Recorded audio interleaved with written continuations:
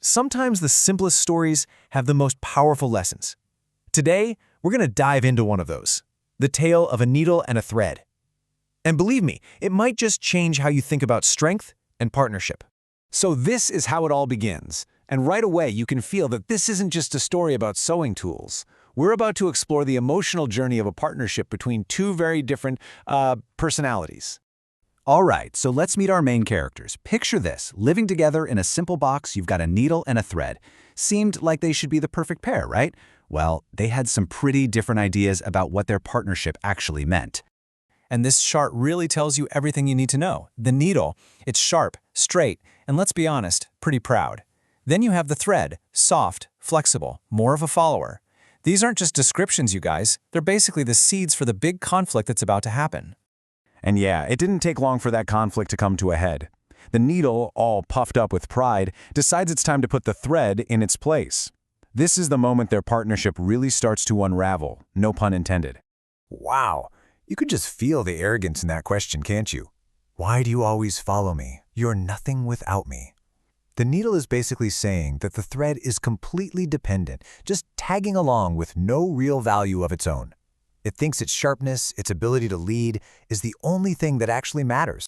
And here comes the thread's response. It's so quiet, but so incredibly profound. There's no anger, no big argument, just a completely different way of looking at things. It's like, yeah, maybe, but without me, what good is all that sharpness? It acknowledges the needle's role, but gently points out that being sharp is kind of useless if you can't connect anything. Well, the needle was furious. It just could not accept this. So, in a fit of anger, it set out to fix a piece of torn cloth all by itself, absolutely determined to prove the thread wrong. And this was the result. The needle went to work, piercing the cloth again and again and again, leaving this trail of tiny holes. It was fast, it was sharp, it was doing exactly what it was designed to do, but it couldn't join anything. The fabric was just as broken as when it started. All that action for absolutely zero result. Now, seeing the needle fail, the thread didn't gloat. It didn't say, "I told you so." It just said, "Let's try working together." In that one simple egoless invitation, the whole focus shifts. It's not about who's better anymore, it's about the shared goal. This is the big turning point in the story. And this right here shows you exactly what happened next.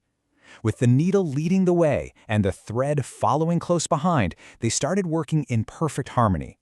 The needle's sharpness made the path, the thread's flexibility created the bond, and together, stitch by stitch, they mended the cloth, making it completely whole again. This success brought on a huge realization. It was a real aha moment. Both the needle and the thread finally understood their own individual strengths. But more importantly, they saw the incredible power they only had when they actually worked together. So they each learned a different but equally important lesson. The needle learned that being talented and sharp just isn't enough. Collaboration is essential. And the thread learned that its quiet, supportive role wasn't a weakness at all. In fact, it was a unique and absolutely indispensable kind of strength. And that really brings us to the core moral of the story. True power doesn't come from everyone being the same or everyone trying to be the sharpest person in the room. It comes from different strengths and different qualities coming together for a common purpose. It's all about recognizing the value in what others bring to the table.